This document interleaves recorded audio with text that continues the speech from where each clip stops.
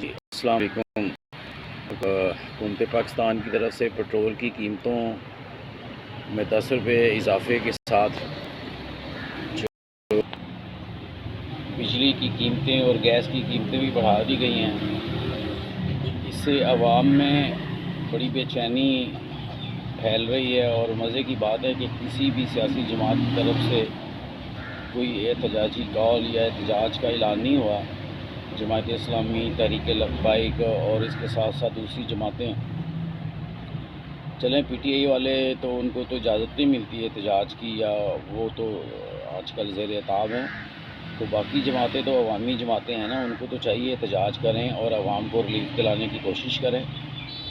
مہنگائی جیسے جیسے بڑھتی جا رہی ہے، عوام کا جینا دوبھر ہوتا جا رہا ہے، اور یہ سیاسی جماعتوں اور میڈیا کی ذمہ داری ہے کہ وہ لوگوں کے لیے آواز اٹھائے، لوگوں کے لیے نکلیں باہر اور احتجاج کریں تاکہ حکومت اپنے فیصلے واپس لینے پہ مجبور ہو۔